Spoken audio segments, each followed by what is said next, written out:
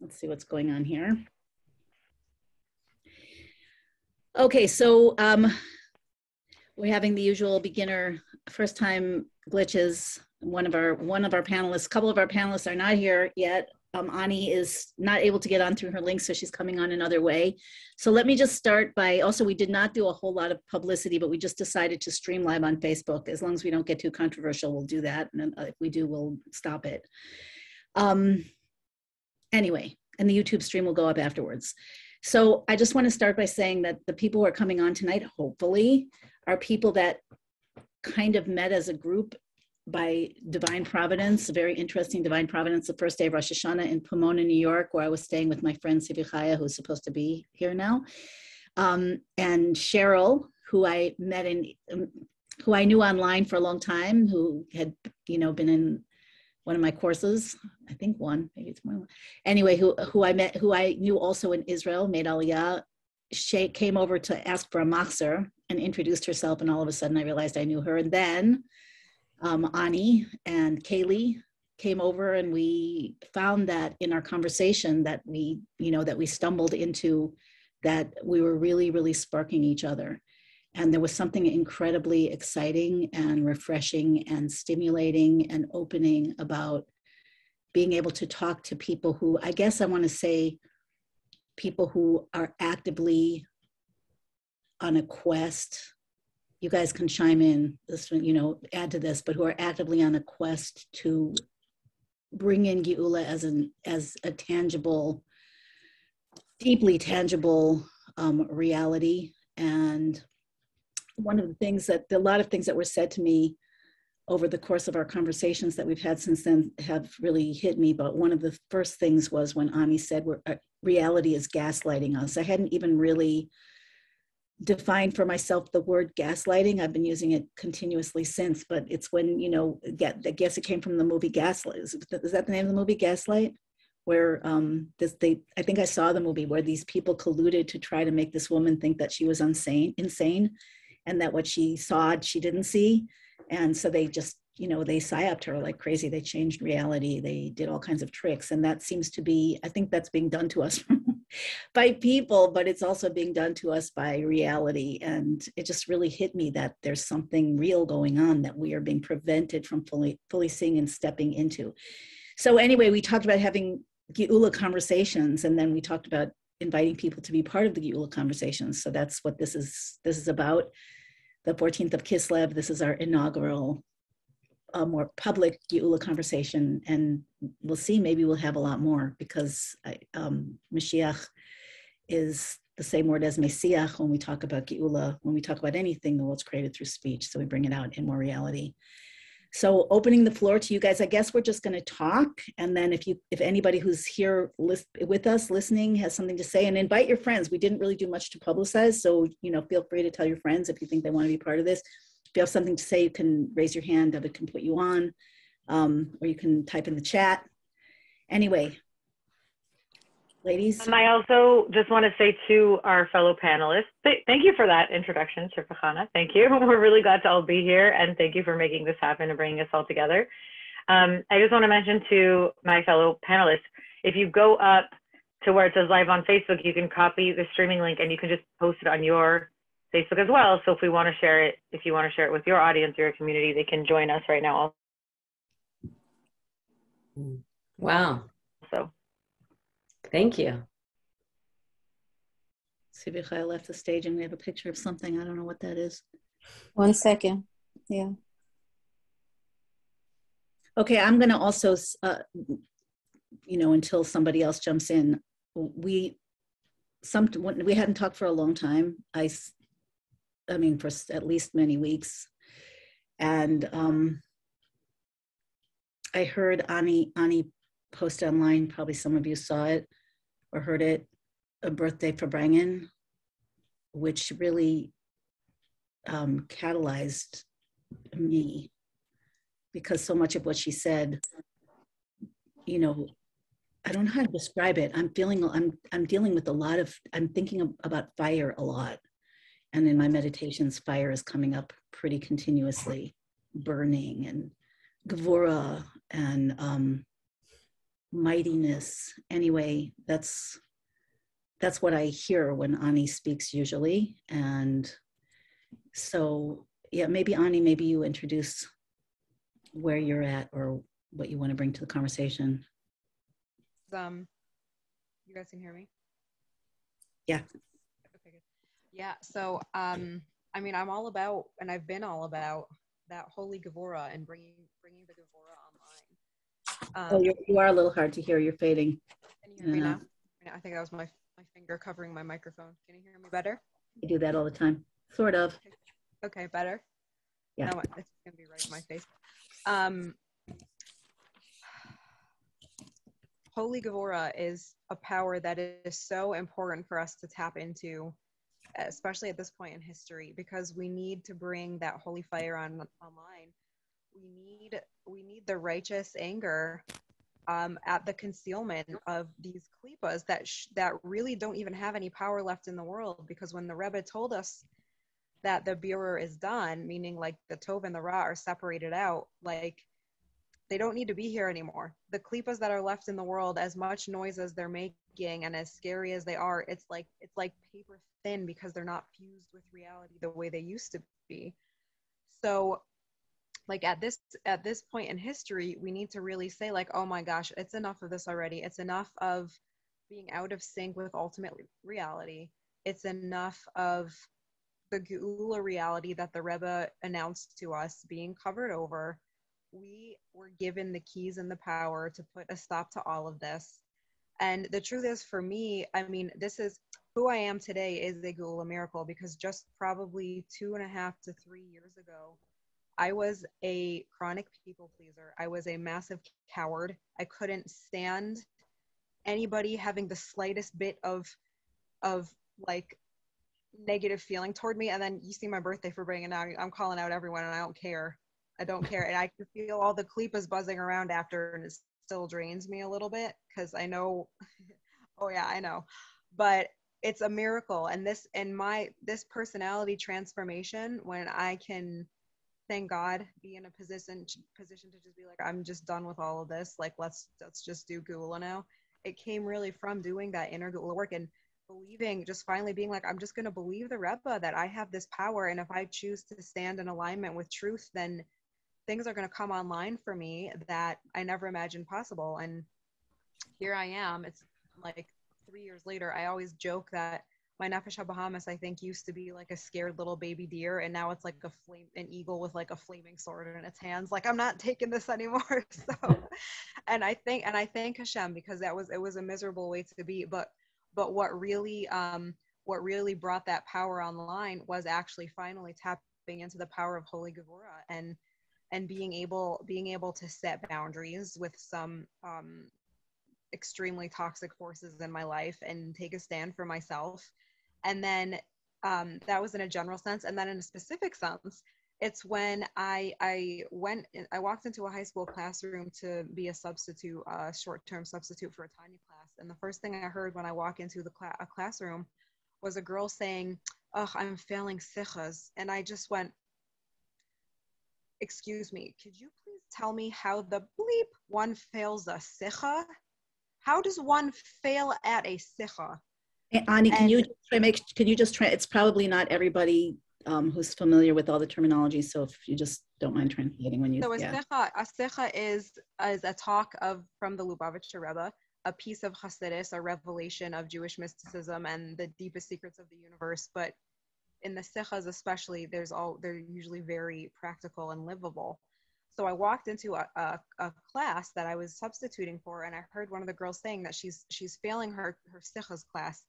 And I was like, wow, if things are set up currently that Hasidus, which is reality, which is the keys to reality, the structure of reality, and our keys to navigating the world, if this is set up as something that one can fail at, and it's just an academic subject, then we are building the unconscious structures of our society and of our youth and of ourselves, like on something that's totally unsustainable. And I was so angry. My husband can tell you, like, the language I used when I called him to tell him after that. And then, I spent another 2 years in the high school, and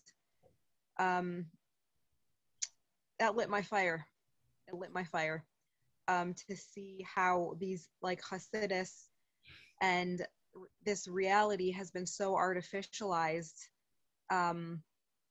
It's been so artificialized and turned into like, again, like an academic subject, a product, instead of like, no, this is reality and this is our power that we have to tap into. And so those were the two kind of seminal things that brought my holy fire and Gevurah online. And that's what we need, is to really unleash the power. And throughout history, we were talking about this earlier on our chat, on our personal chat, that we had to be really careful with Gevurah, with anger, with that fire throughout history, because it could so easily have spiraled out of control. But now that we are in Geula, now that we have been given everything that we need, we have all of the tools, we have the power, everything's online, we have the revelation of Mashiach in the world who's holding all of this together for us.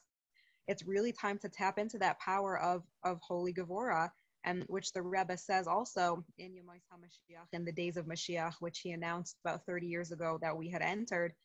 It's that power of Gevurah that actually comes online that we need to focus on, to see where all of these forces are hiding out and say no more. Ani, David says you might want to turn your phone sideways because you are still fading a little bit in and out. No, that doesn't work. Never mind. No. Get dizzy.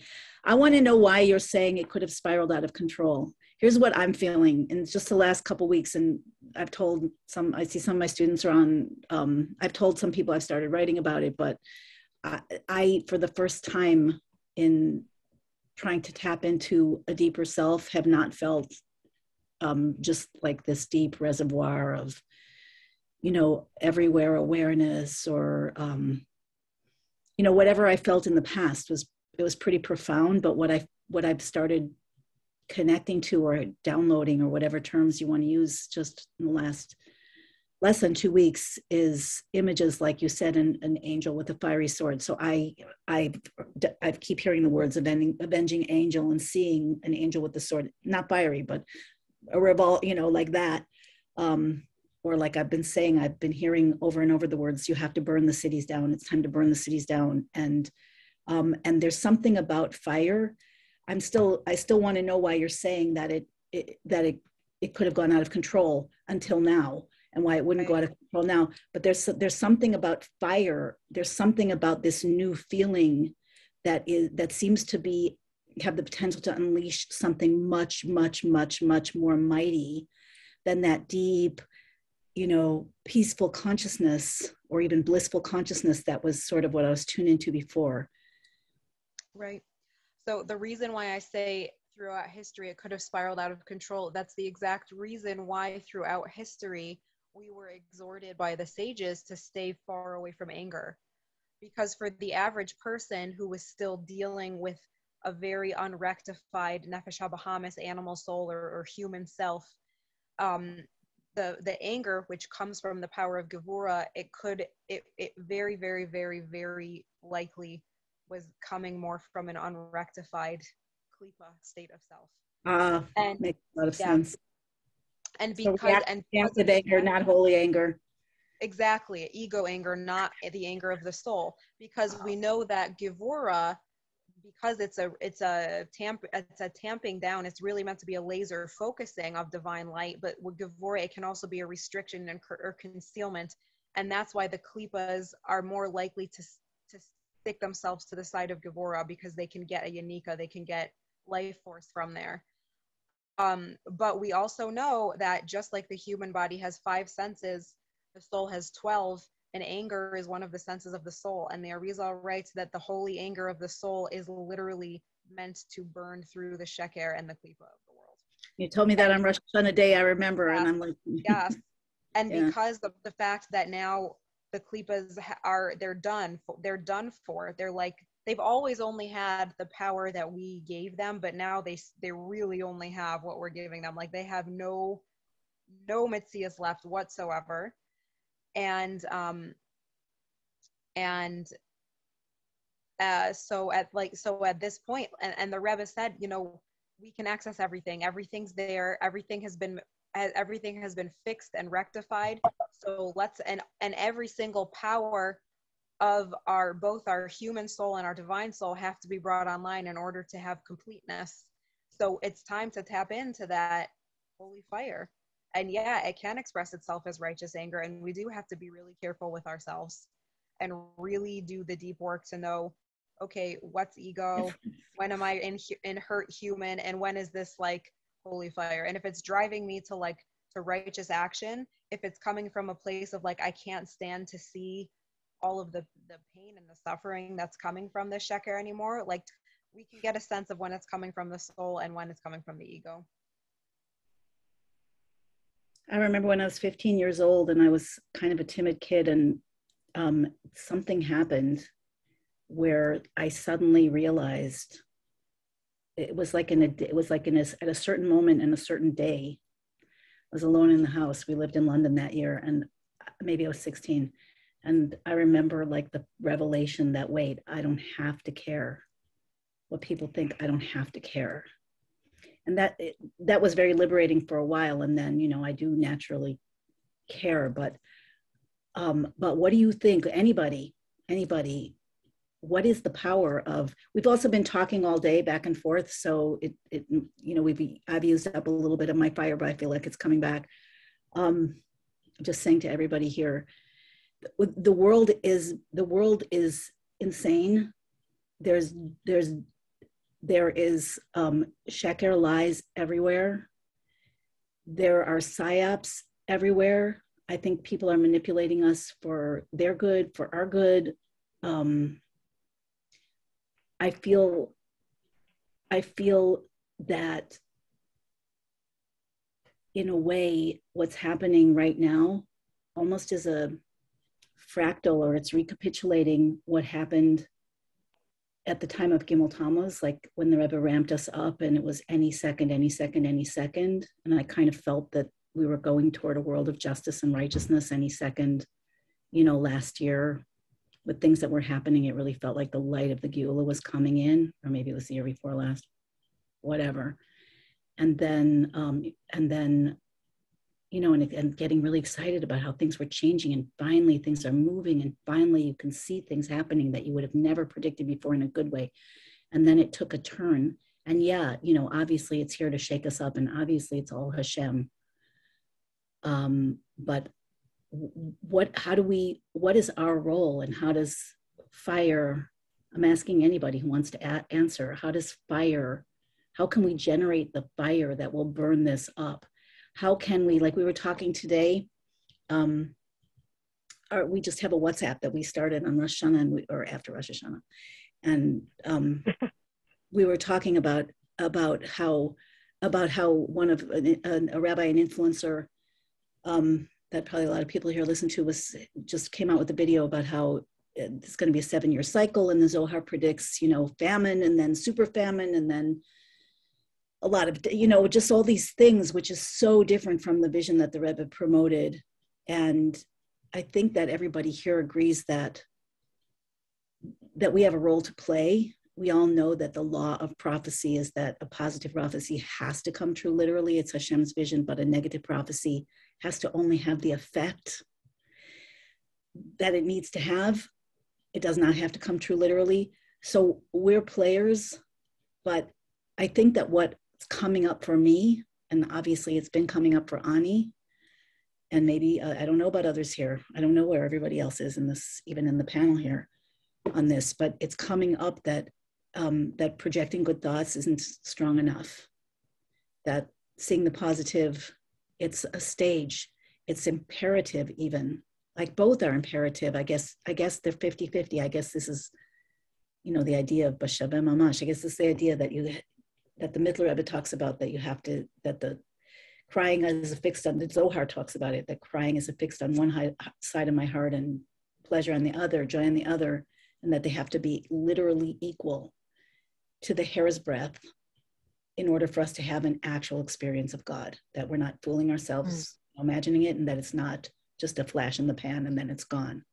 So there's something about water and fire. There's something about I'm putting this out as a question. I'm sorry it's so long, but there's something about the vision of Geula, of seeing, the good, of seeing the unfolding, of feeling the miracles, of working to catalyze the miracles, which is also real for me and for many of us, of our new powers coming online, of seeing through the darkness into the light. And then there's something else that is just so strongly coming up for me now, like that avenging angel thing, like burn it down, burn it down, burn it down. So I'm still processing it very strongly. And I just want to open that if anybody has anything to say about it. I would love to jump in on that. I mean, on that, you shared so much. So you said, like, we're seeing like psyops, we're seeing all of these things happening, and like, well, what do we do with that? And also we had this whole other image of where the world was going before Gimel Tammuz, and then what? Like, it's like the rug is just ripped out from under you. But again, that's a choice. And I think the avoda is, which reality are you going to choose to see? And so I can be frustrated all day seeing what's going on in the world and feeling like, okay, it's getting crazy and I'm losing my grip, or realize that this is just more of Hashem being revealed in the world. And so when you're talking about like kind of holding the two sides in your heart, for me, it's being connected to the revealed miracles, as you shared, also like the gifts that are coming for all of us, for people who are doing their avoda, like more and more and more is opening. We're not blind to what's going on around us. You don't pretend it's not there, but we also don't feed it.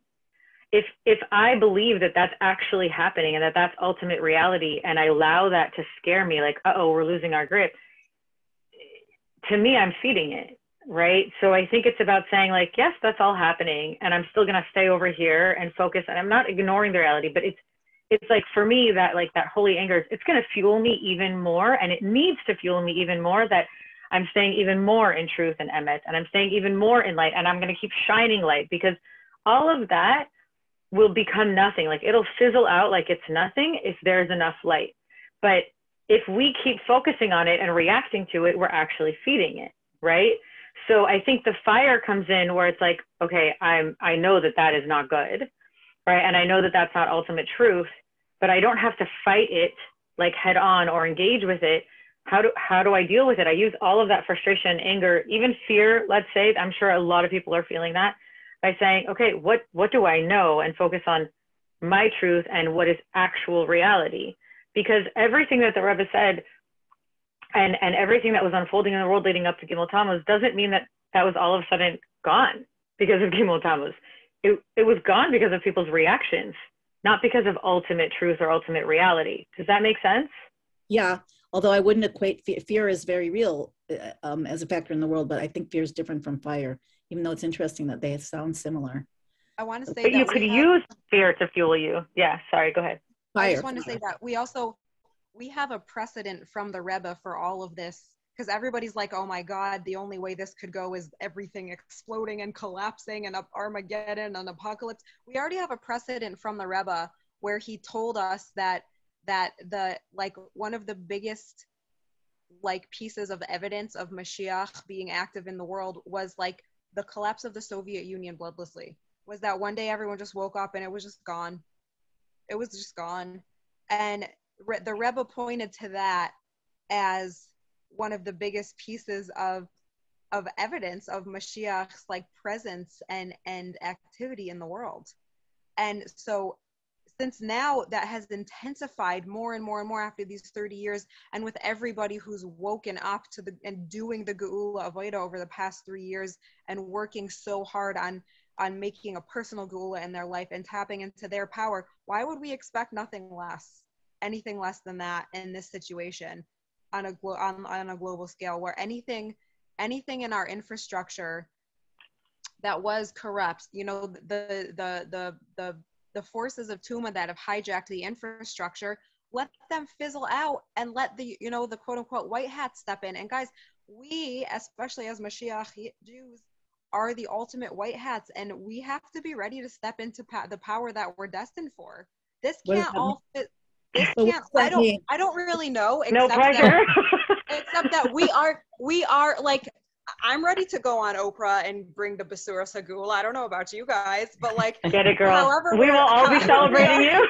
However we're called to stand up and just tell the truth to the world on whatever scale, these revelations, they need us to come into, because we're supposed to stand up and be the light and be the leaders. And if we're not ready to do that, then we're going to stay in this holding pattern. But the more of us step up and say, like, Hineni, here I am, like, I'm ready to do what needs to be done in like the best possible way, then we can move things forward. Because like Hashem needs us to really stand up and say, like, I'm ready to show up in the world as a cosmic force.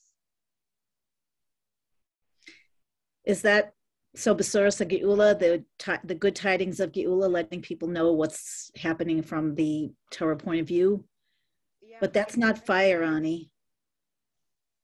It can be. It was fire for me a couple weeks ago. I'll just go ahead. It depends on how it's presented. That is absolutely fire. Yeah, it really can be fire. Hasidus is holy fire. Hasidus is the holy fire. Yeah, 100%. And it really depends. Listen, we also have to take into consideration that with the way that the world is being stretched right now, you know, so many people don't know. They're not even able to enter this conversation. So it might feel to them like fire just to hear some of these concepts. And for us, we might be thinking like, we're just, you know, having a normal conversation. For them, it's going to feel like fire. So I think we need to be really sensitive and conscious of that. I'll just share that I had a really interesting experience a few weeks ago. I had a speaking gig. Kaylee just got engaged. I just got engaged. That was a really interesting experience. It's been a really interesting experience, especially because we weren't dating when this group met for the first time. A lot has happened in a really short amount of time, total miracles, which just on that note, I'll just say that as we're talking about how and like what Ani was saying, the role that we have in the world of being the leaders of Geula is like, we have to be the examples of transcending time and space and knowing that there's an ultimate reality that is not what we see around us, and we have to be able to tap into that. You know, this has been like a massive miracle, this entire experience. But I was just going to share, it was the day I had the speaking gig, the day before we got engaged, like 2 weeks ago. And I've been speaking basically my whole life since I was 13 years old to all kinds of audiences. And here I was in a very, very like Hasidic environment. And it was, I'm gonna be really open, okay? We all agreed that we were just gonna go for it, okay? It was the worst audience I've ever had. Like the least respectful, all the phones going off, like the worst questions, clearly like they just weren't listening. I chucked my speech. I was in awe. I was in shock. And I literally was sitting there going, how are we going to bring Geula like this? Like, how is this possible? These people can't even sit still long enough to listen to a person share how God has impacted her own life and how God has been revealed in her own life. And I just went off, okay? So it was fire. I mean, I was angry and I didn't hold back. And like these people invited me to come speak. I didn't care. And I just said, like, you should be ashamed. I was really, really honest. I said, you should be ashamed. This is not how we're supposed to behave. We're supposed to be a light unto the nations, and you can't sit still. And I can be in an audience. I can be a room of 1,000 people and not one phone goes off. Here I'm in a room of 50 women, and like every 5 seconds, the phone is going off. You should be embarrassed. We need to not just be respectful, but we're supposed to be teaching others. We're supposed to be, I need to know that when you guys walk out of here today, you're going to teach others what it means to see God in the world. You can't even sit still. So it was intense fire. And sometimes just speaking truth, even if we're not burning down the city, you know, is fire. And I was enraged. And they needed to hear it. And I've never had such a like grateful, amazed audience. I was like, oh, no one's ever said that to them before. No one's ever given them holy fire before. And I think we do have to step into that and no more. You just froze, Kaylee. Or maybe I did. No, I think Kaylee froze. I just want to clarify. Okay, she came back, but burning down the city. You guys go. I don't know what just happened. You froze for a second. I just want to say burning down the cities it translates in Hasidus as burning down the paradigms, the old paradigms. It doesn't actually The say words. that. So yeah. The words. What words are Yes. we using to define and relate to reality? Because like you said, the cities are Yeah. conglomerations of word structures. Words, that's right. Yeah. Words and thoughts, right, and paradigms. Yes. Yeah. Like even light. Like I was thinking, and I don't want to interrupt you, but light is different from fire. Very different, even though fire creates light. What we can. Wait, can you say more on that? I was thinking about it today as we were talking, that, you know, the feeling that I'm having is something, it feels like a birth. It feels like something is like some huge thing is trying to come out through this feeling of fire that's much bigger than my identity. So I'm thinking light, you know, previously I was like, oh, it's the light. You feel the spiritual light. You know, once we couldn't see the Rebbe anymore, since you brought up Gimel Tammuz, you know, it was incredibly painful for those who were there, and any instant in interacting with the Rebbe, especially those of us were, you know, many of us were very, very hot in the Mashiach thing and very, you know, trying to do things, and the Rebbe was egging us on, and then, you know, that loss was incomprehensible. It was impossible to expect, impossible to believe. Anyway, so me personally, I went, and I think I'm not the only one. I know Tzvi Chaya did, and eventually, you know, many of us came to the idea of looking deeper into the Rebbe's Chassidus and seeing that it's about bringing out the miraculous infinite of us. And the way that I've experienced that over the years, and especially more recently, is light. Like you feel light, you feel, it's just, you know, light means revelation. You feel an awareness, you feel an expansion, I felt all kinds of things, like some that are almost indescribable, but they haven't been burning. And so it's sort of like, I think light shines upon us. I think this is one of the Mishalim, the difference between one of the Mishalim of Chassidus, the analogies that I know I read it in Shar Yichud about the difference between the light of the sun, which is, you know, or Yashar, it's a direct light, it's shining on you, and it doesn't matter what you do. And then the light of the candle, which is like a lesser light, but the candle burns the wax, and that's how it makes fire. So there's something about burning something that transforms. It doesn't just shine upon, but it transforms something from the inside, like the idea of a candle, that it lights up the house from the inside. That's, I think, the illumination of the soul that burns through the concealment. I don't know. I don't want to use like conceptual words. It's a very, very, very strong feeling that there's something, so that there's a part of that holy Gevurah part of us. I used to learn that Gevurah comes from a higher source than Chesed, you know, and accept those things conceptually, or that no, you know, the shlila, the mitzvahs that we don't do are much more powerful than the mitzvahs that we do. Like the don't mitzvahs are much more powerful than the do. Like no is more powerful than yes, but I'm only experiencing it like in such a visceral way, like now, like just the last few days and even today. Like it just feels like I think that's what Chassidus calls hafshata. I was thinking about that during our conversation, that there's a way of learning that is, hafshata means to divest. Did we talk about this in Rosh Hashanah? I don't remember. But the idea that there's one way of learning where you take in new information and maybe it catalyzes something in you, sparks something in you, but then there's another way of learning that involves unlearning, like what you thought you knew, no. Breaks. And that releases something that you were never going to get to otherwise, that was kind of bounded and confined by that thing the way that you knew things to be. And I think that might be very related to the idea of burning down the cities. But I don't want to talk. So what do you guys think? Or anybody who's here with us, just raise your hand if you want to come on, or share in the chat if you don't want to come on. I see Yasha is sharing. I do want to say something about that, hafshata. I feel like we are in this time of unlearning, this idea that the God promised that he wasn't going to destroy the world through a flood ever again. But right now, the times we're in, there will be a correction through fire, right? What is this from? I'm not sure the Torah on it, but this idea of like, we're moving into the world of truth. So as a lot of illusions disappear, it feels very scary. It makes us angry. but there are illusions. And I remember, Ani, you said something to me about like, how are we, when I asked you, how are we all going to get through this? Like the trauma that's happening, like in real time with real people and a lot of suffering. But, and you said it was about like, it's how we hold the illusion, or like, everything makes sense when we're on the other side of it. Like when we see our life movie and when we watch from a different perspective, we see what the purpose of what we went through was for. But we can't see that now.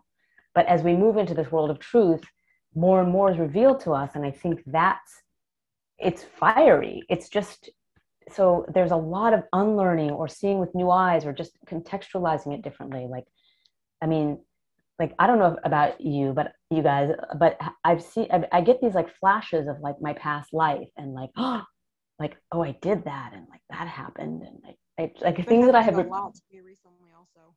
I can't hear you.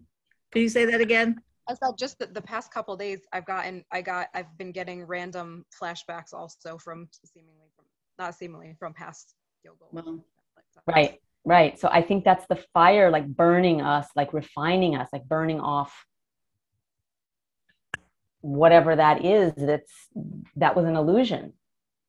So many things are like, you got to change how you think about things now.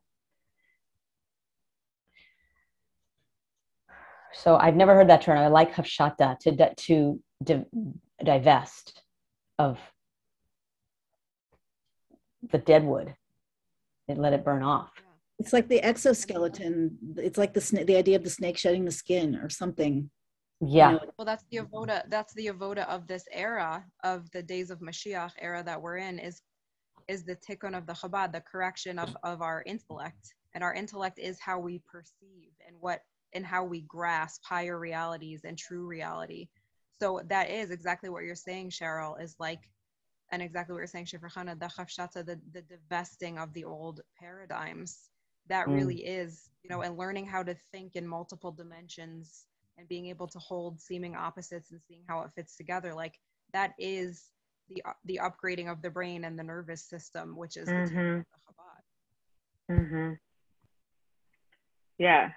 And I think that's also how, Shifra Khan, as you were saying, like, what does that mean that we have to be the leaders? We have to be willing to step into this. Like, we have to start learning this for ourselves.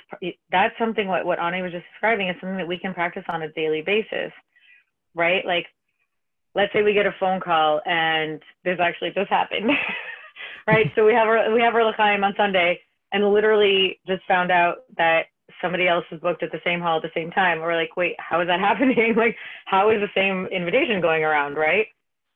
So there's an option, there's a choice where you react to what seems like a 3D reality. It's an illusion. I can react, I can freak out, I can go, this isn't how it's supposed to be. Or you could take a step back and be like, okay, what's actually happening here? And both of us tapped in, right? My Chatan and I both tapped in. We're like, oh, they moved us to a different hall, and like, it's actually so much better for us. But there was ego first, and everybody around and who was helping us planning was ego first. How could they move you? And that's so disrespectful and blah, blah, blah. And like both of us just like had to go in and get quiet and like, oh, actually, this is so much nicer and it's so much more right, but that happens on a moment to moment basis throughout our day. Like we all react, right? Like at all times. I'm not saying I'm always above it. I have moments where I just like freak out and react to what seems like 3D reality. But the more that we can realize it's an illusion, this is an illusion because God is in charge and I am a divine being connected to that, then it's going to get easier and easier each time something happens. And it can be small. And the more I practice it when it's small, then it's going to get easier when it's a tragedy, as the rest of the world would define a tragedy. And then it happens and you can know and understand, hold on, there's like other things at play here, right? And it makes it much easier to be tapped into that. Wow, that's aggressive. I mean, that's an aggressive leap of thought. But before anybody says anything, I just want to let everybody here know, when you're chatting on the chat, if you don't put everyone, like panelists and attendees, only we will see your message. Everybody else won't. So yeah, just check the options of how you can post in chat and do what you want to do. Yeah, oh, that triggers me a lot. personally get when you use the word tragedy. That's one thing I'm putting on the table here. And the other one is, again, repeating my question for everybody, panelists, the rest of our group here, who's, whether you're on the panel or not, like, how do we know the principle that one person can change the world. We know the principle that a little bit of light, back to light, can counteract a lot of, or push away a lot of darkness. Maybe a little fire can burn a lot of darkness. I mean, all these things that are being said are true, but what is the path forward if events are accelerating really quickly? And if we are players in the matter, in the unfolding of, divine grace and heaven on earth, whatever, what is it besides going on Oprah or whatever show, which, yeah, people should be getting themselves on shows if that's possible.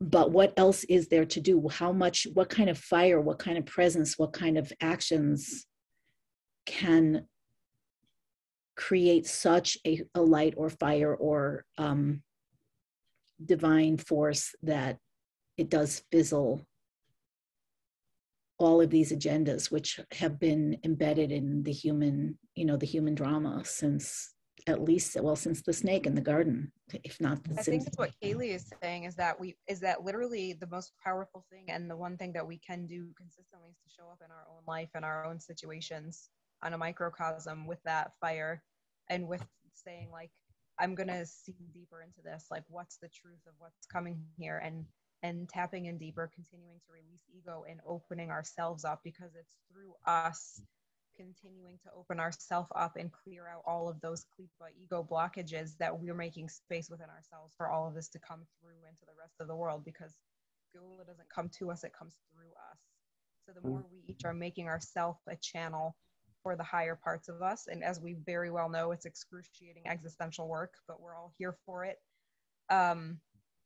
That is how we're going to facilitate these things happening. And Sivya Chaya, I'd love to hear from you also, because you contribute so much around that. I'm falling asleep. I love what you're saying. I always love what you're saying, but I'm falling asleep. It's funny, I'm not really relating to the fire right now. I don't know if it's because I'm tired or what, but no, that's just authentic. Yeah. We talked if I want to stop and think about things that are happening in the world that are undesirable, and there are many, then I could get angry, but I don't know. I'm just not feeling it right now. I'm somehow my Geula avoda usually seems to be about some type of healing,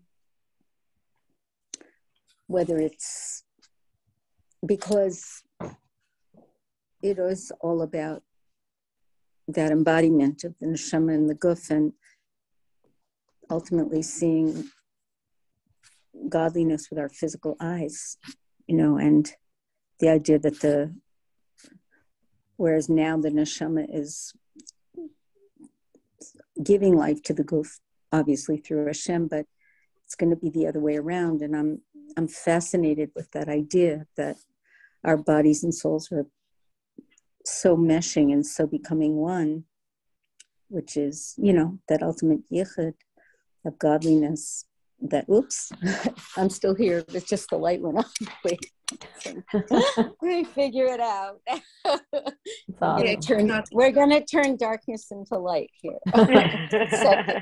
Okay, there we go. Okay, so that's usually what I'm focused on, and also very much focused on dynamics and relationships, and just seeing where the struggles come. The struggles are obvious. But just seeing a deeper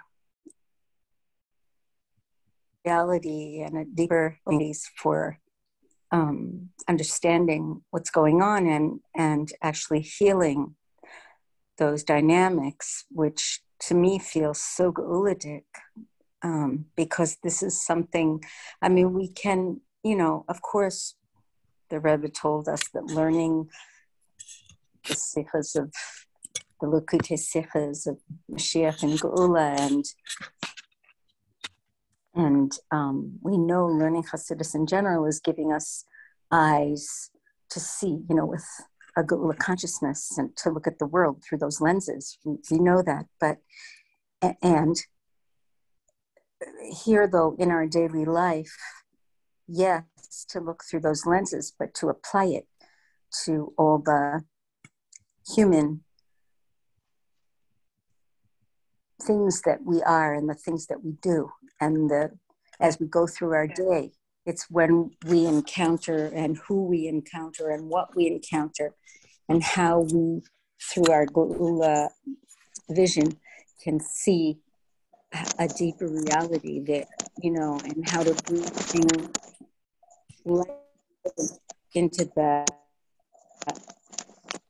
undesirable thing, or that darkness, because we know that darkness is an invitation, to go into a deeper place.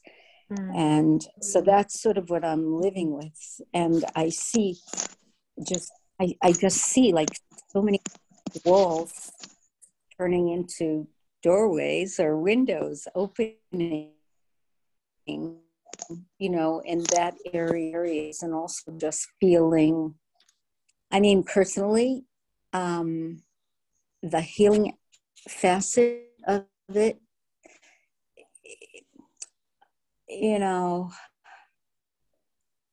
our bodies are a reflection of our subconscious, a deeper level of our consciousness, and trying to synchronize that, because sometimes even with feeling the breakthroughs and the changes, the improvements, the more of coming into a shlemus and all those things, but still, like you see in the body, there's still stuff going on. And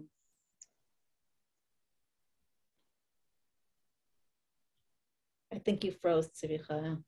Yeah. We may have lost her there for a moment. Yeah, that is the Geula way of learning the Hasidus. This is not an intellectual exercise. Say that again, Ani?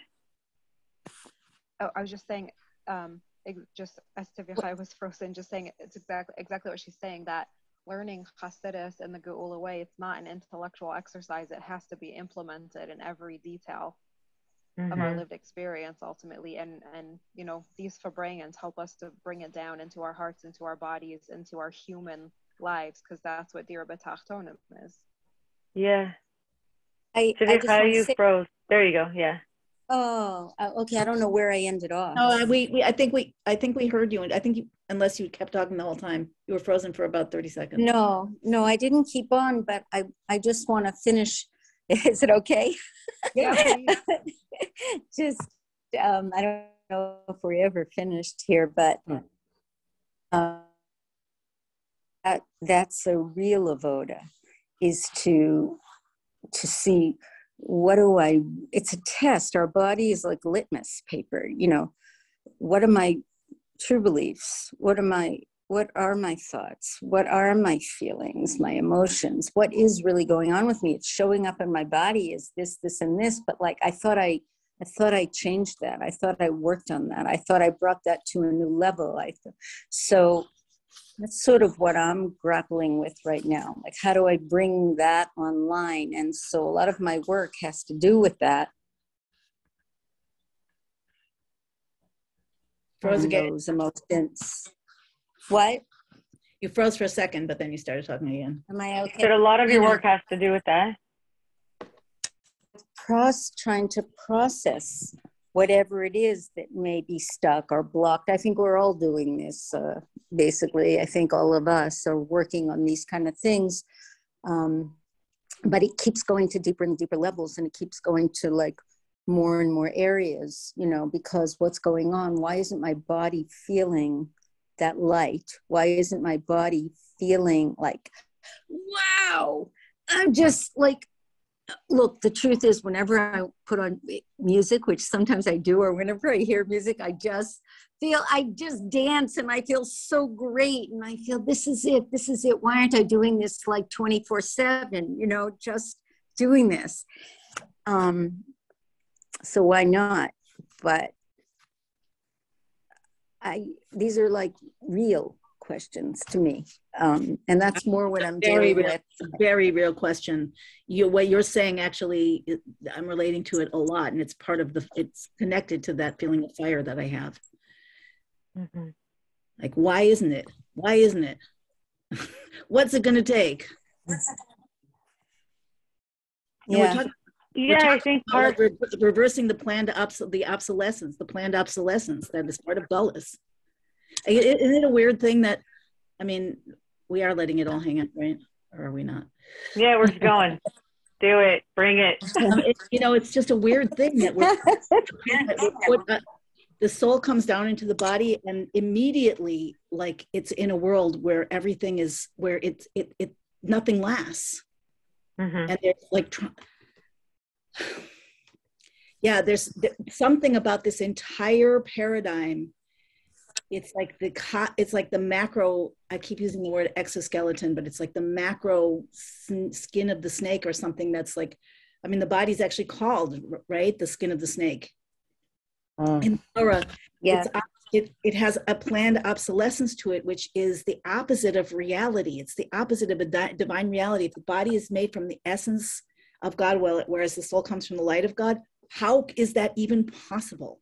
What is the depth of the illusion that you're talking about, Sylvia? That's how I'm hearing what you're saying, that you're talking about, that allows the body that allows everybody to get old and disappear. Like this has to be reversed.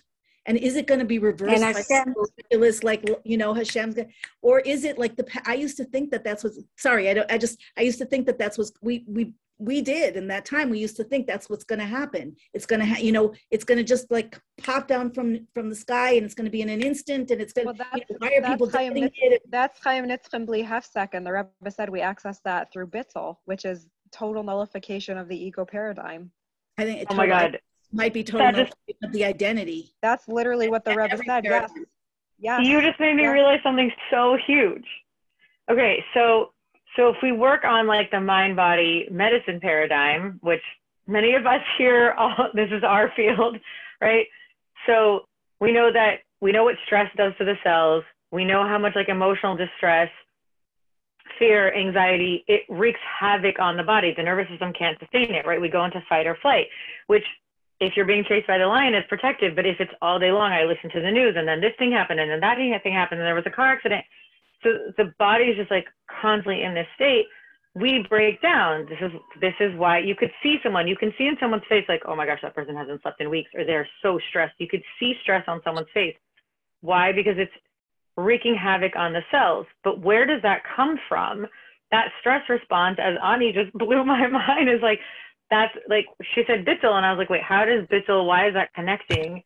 Why would going into Bittul allow us to actually access longer life and reverse age, which, by the way, we're saying, like, are we just going to all of a sudden live forever one day? It's already happening. People all over the world are reverse aging. All over the world, this is happening.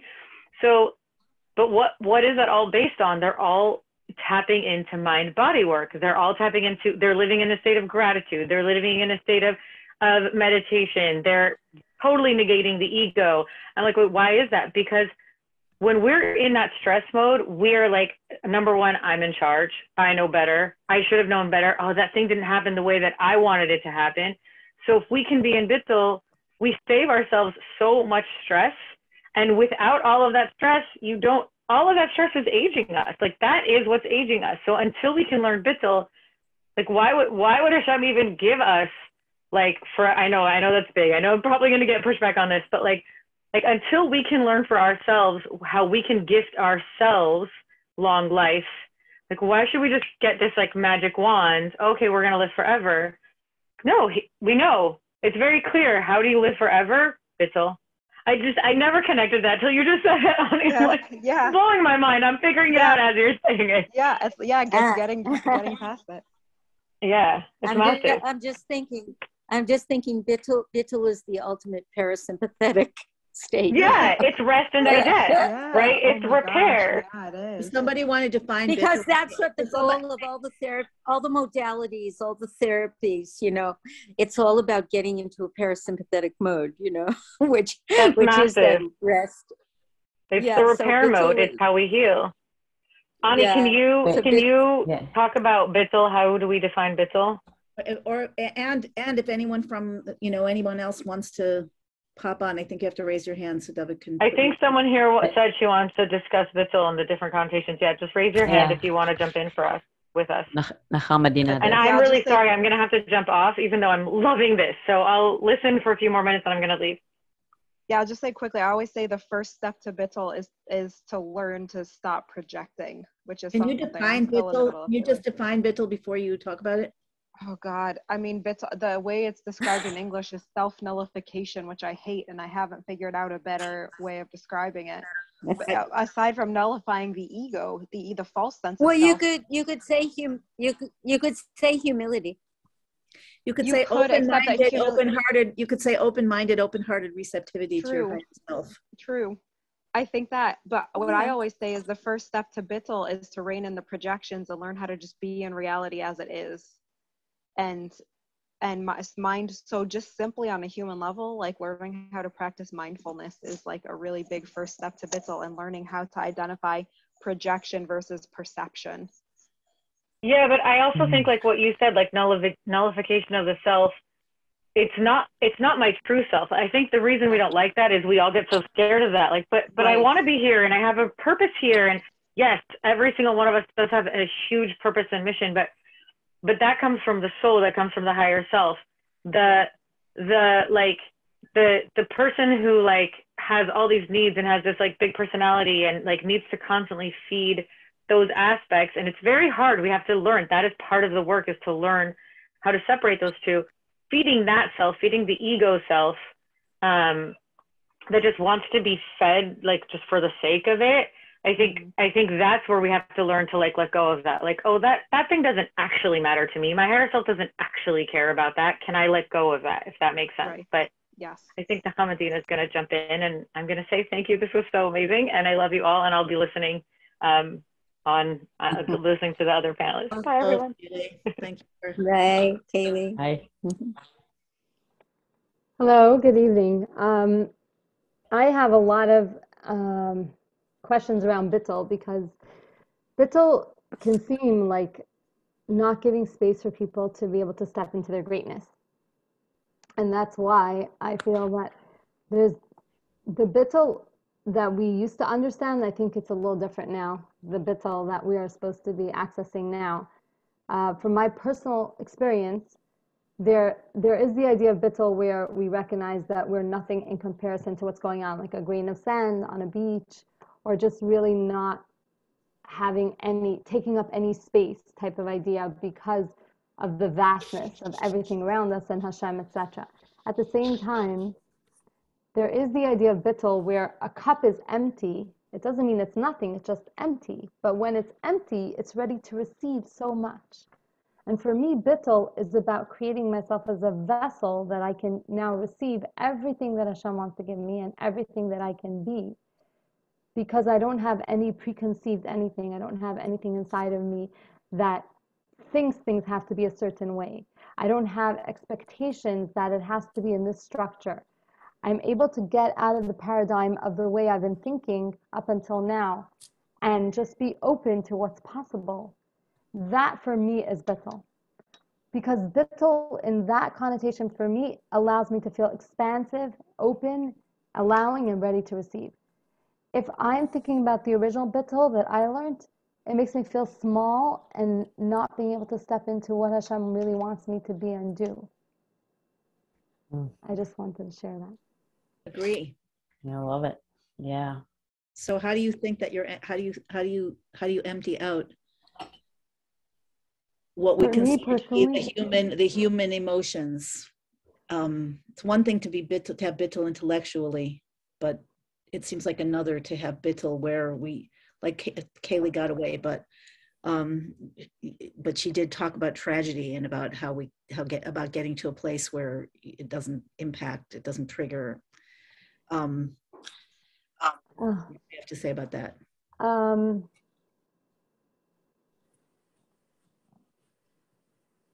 Or anyone? Well, the way I would say, the way I see it, it's my personal understanding, and I think that the biggest, most important thing for us right now is to really, this is what I've been teaching in my class, and I don't know if it's helpful. I invite the women in my class to think about whatever is going on, tragedy, and all the stuff that's going on outside of ourselves, everything that we're witnessing, everything that we're experiencing, and ask themselves one question. Where do I feel this in my body? That's step one. Now, wherever I feel this in my body, that's where I'm holding it.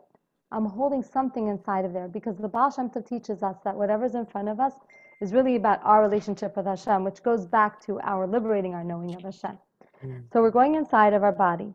Whatever we feel, we ask if it's a color, the shape, what's the representation?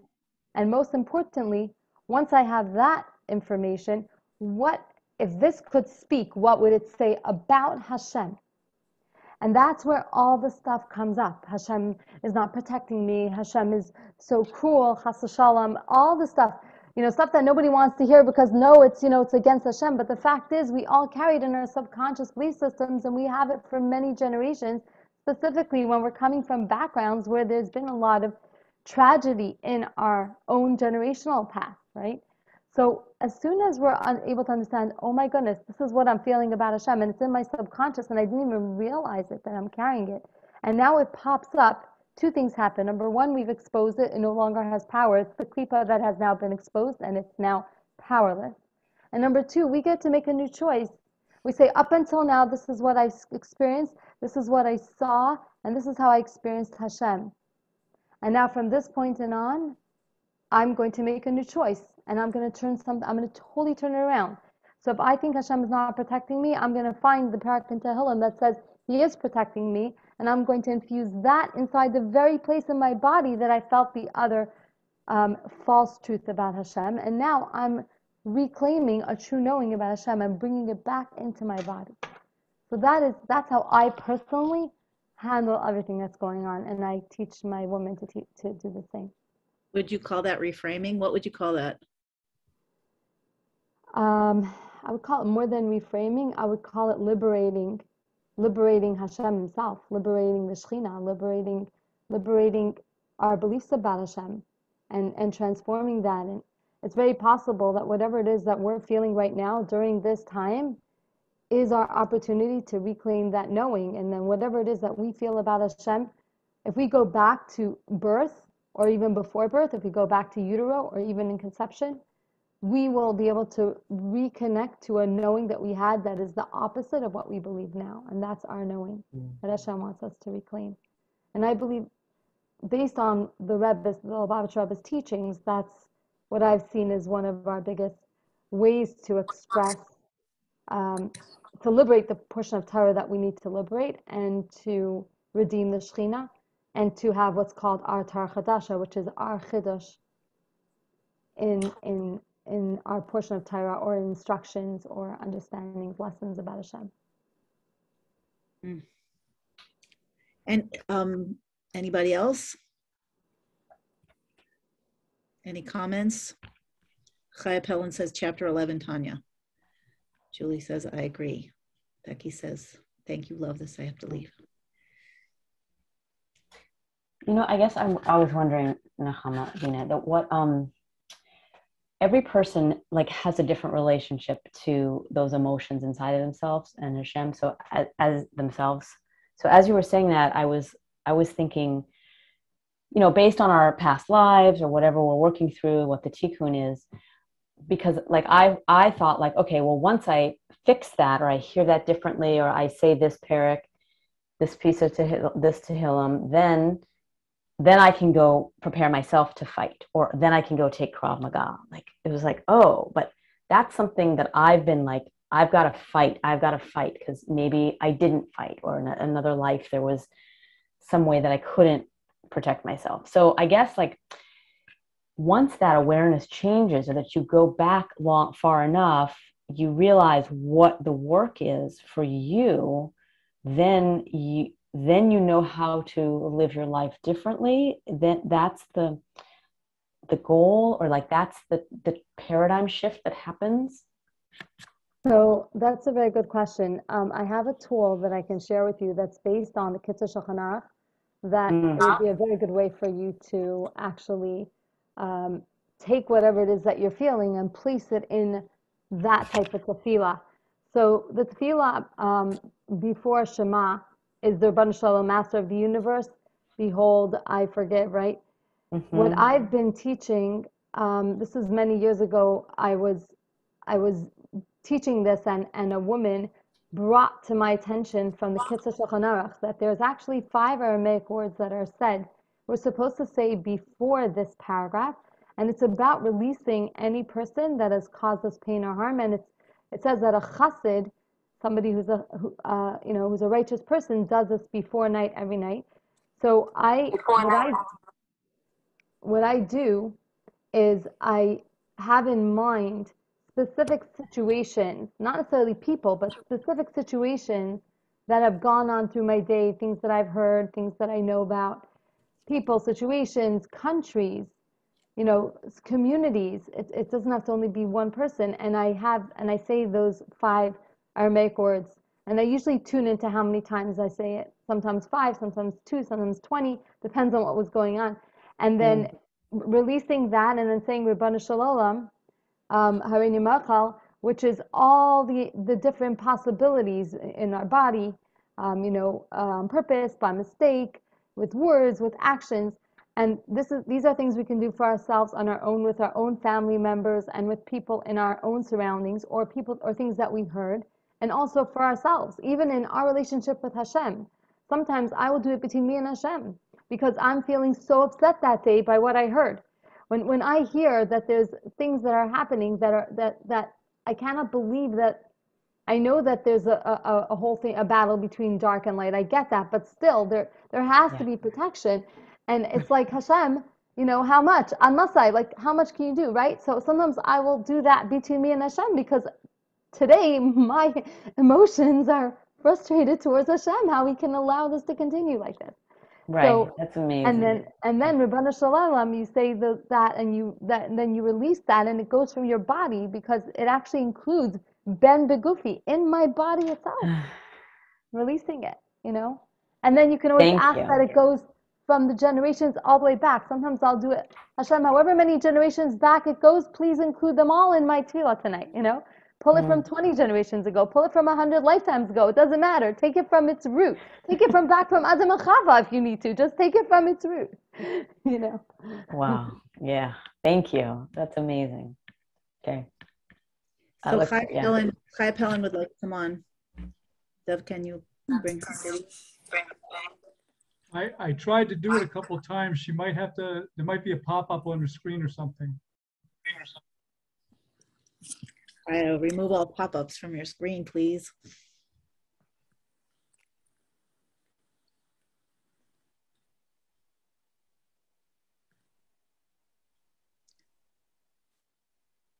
Anybody else? Meanwhile, while we're waiting for Chaya to get rid of the pop-up or whatever. Ani, did you pop in with something to say?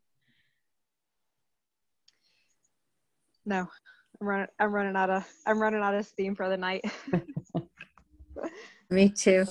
So let's see if we can get Chaya, and if not, then we will say good evening. Yeah.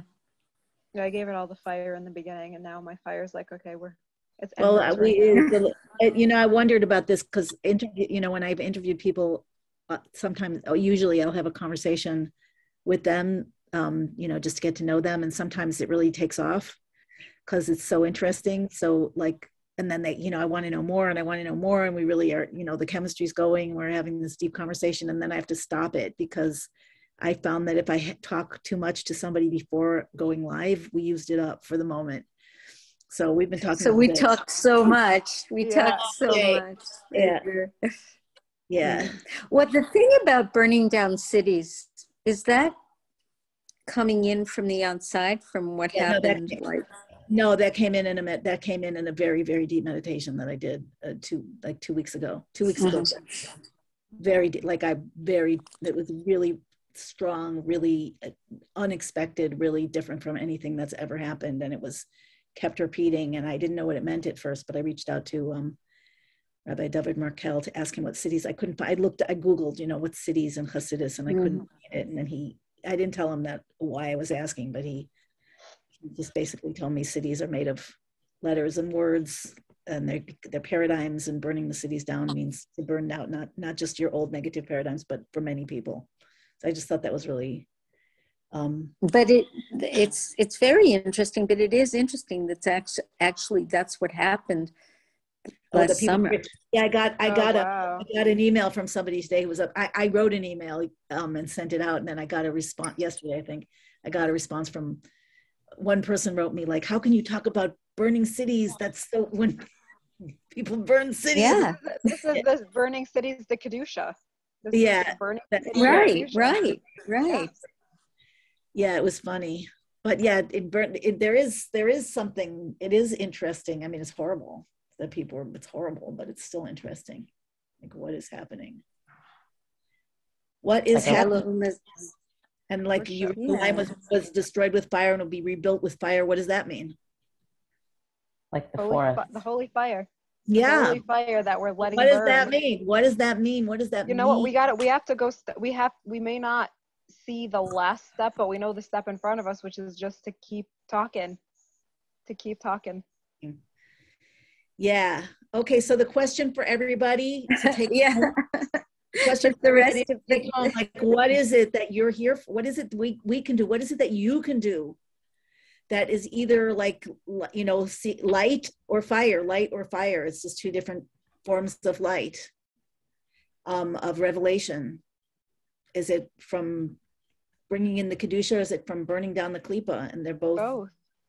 They have to be. I know the Mittler Rebbe said in chapter 6 of Shar Yichud several times that they have to be the bechia, the crying, and the chedva, the delight, the pleasure has to be. They have to be b'shabem mamash. They have to be literally exactly equal and not deviate. He says by one hair's breadth in order for it. And if you don't have that feeling of, I guess anguish, it's not just if it can be in learning. It's also talking about chachma and bina, but if we don't have an equal experience of the distance and the closeness, it's not real, or it's not going to last.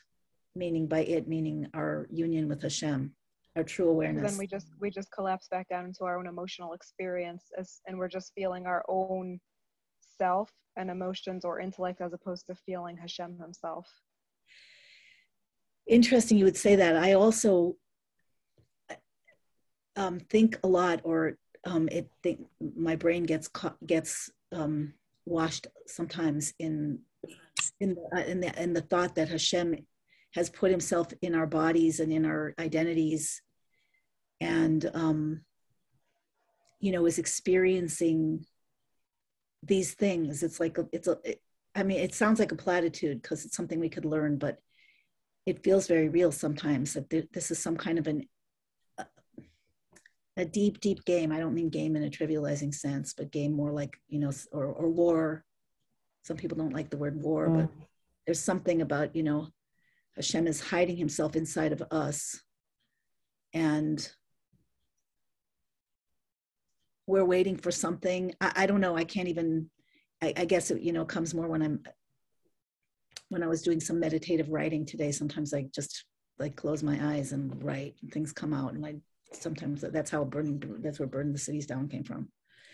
I have to go back and look at what I wrote, but there's something very powerful here about Hashem's own experience. Like, what is there but Hashem? What is there but Hashem? And what are we? And why are we still in an illusion? And what can we do? Of course, the personal work, the personal integration, the personal burning, the personal light, all of it is crucial. And we are channels. Literally, we're channels between heaven and earth. Literally, we're channels between God and creation. That's what the souls of Israel are.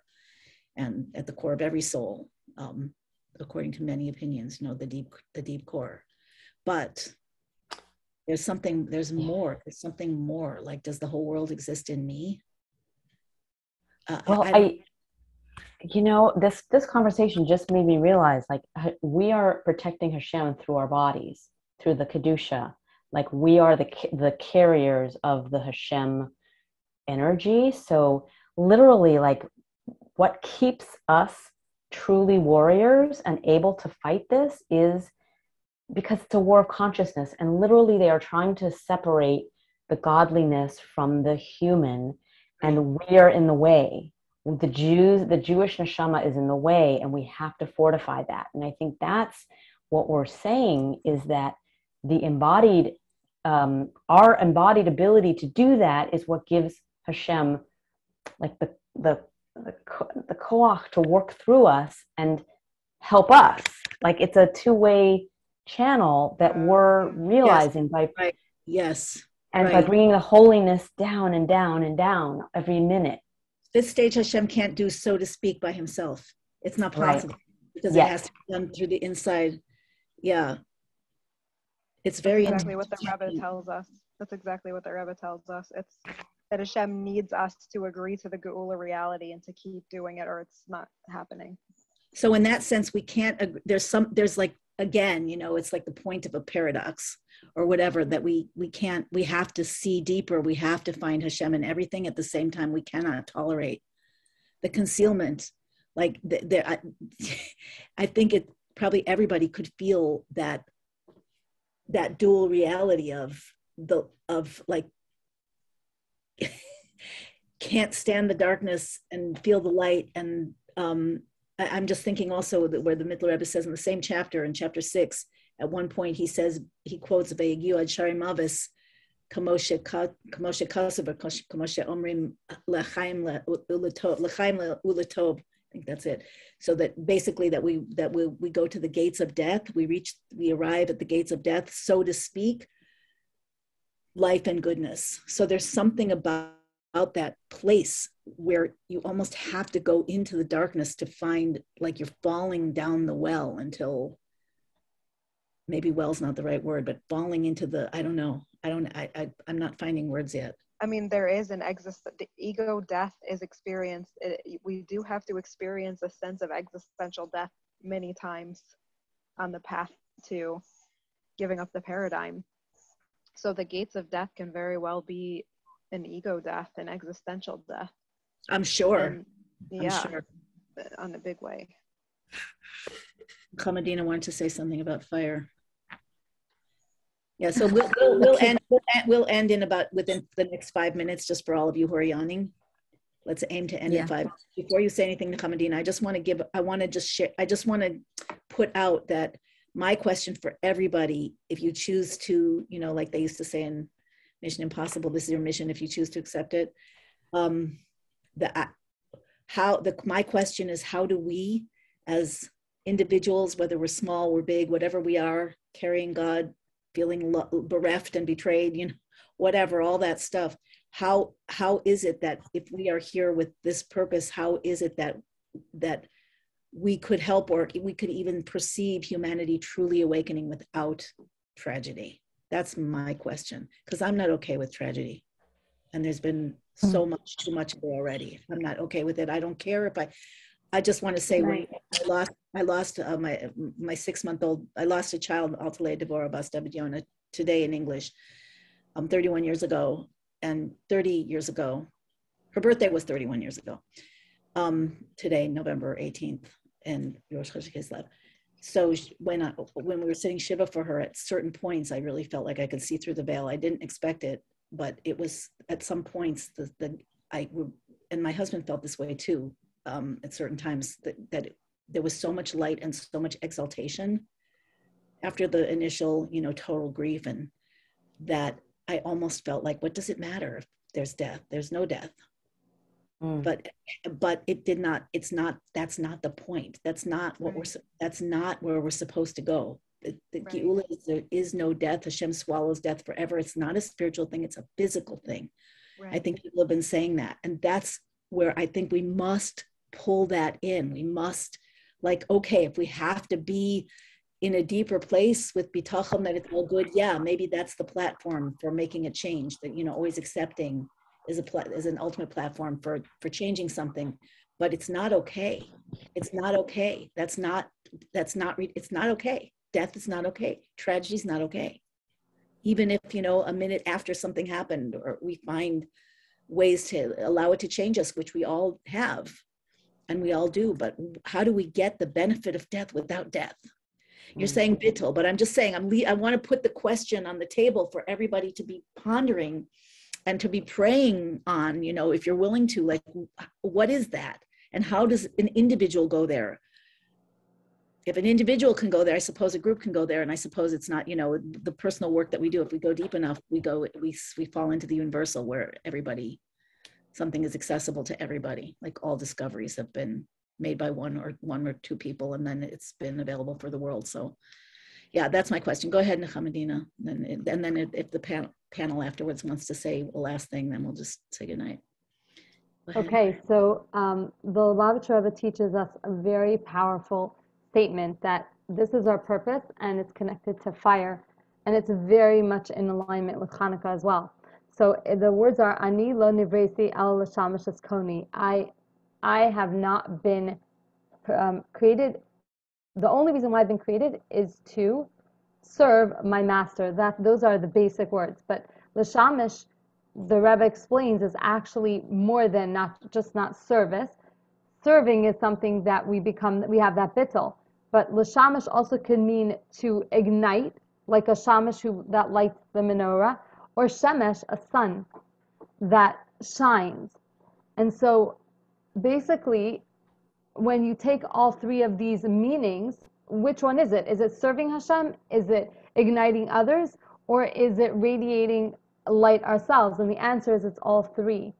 That the Rebbe explains that because there's two separate understandings that are from the opposite, they actually combine together. So the way that we are supposed to serve Hashem is by radiating our own most powerful greatness and our light, the infinite part of Hashem inside of us, and igniting others. By being that ourselves, we ignite others either through example or through helping them in the way that we ourselves have been accessing our own journeys, discoveries. And that is probably the most powerful thing that we can do, is by being our true selves and accessing the infinite possibility within us, we affect other people. And the Rebbe says that every person who has their personal geula affects all the people around them to have their personal geula, which then affects all those people exponentially.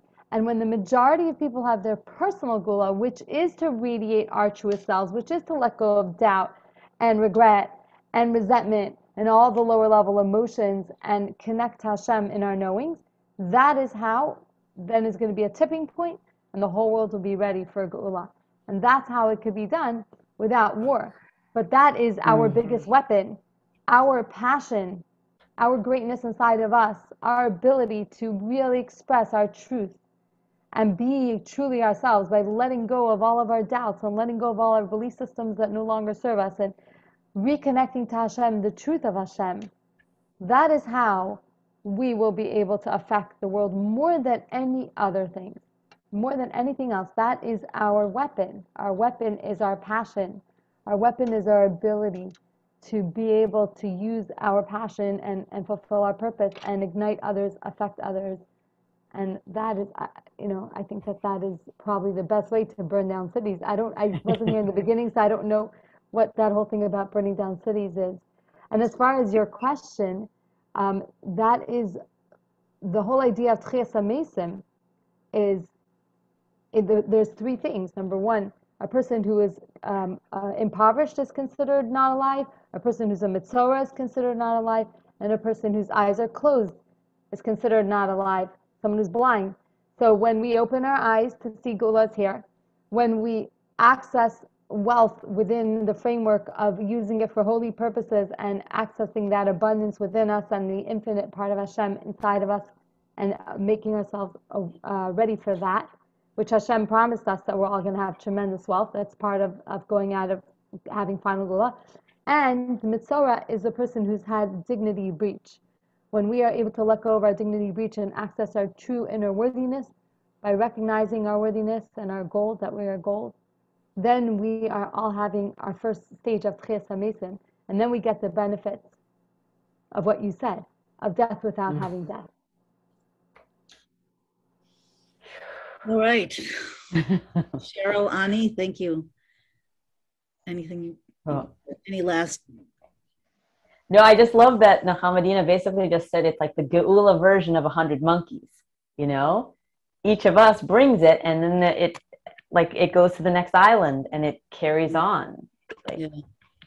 That's pretty powerful. Based on that theory, we need 100 people who get there. Yeah. Let's do it.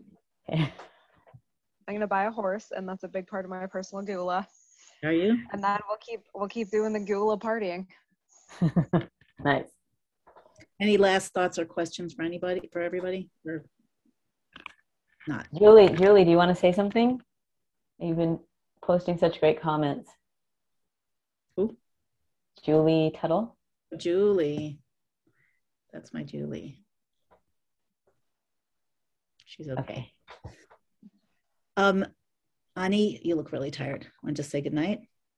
I will say goodnight, and thank you everybody for joining. And this is the way forward, is to keep coming together, having these conversations, and things are going to start opening up. This is how we're going to get things to open. Next thing, the next dimension, the next level, the Atmos. It's going to open up to these conversations. Amen. Thank you for bringing us all together. Okay. See you guys. Okay. Bye. Good night, everybody. Okay. Good night.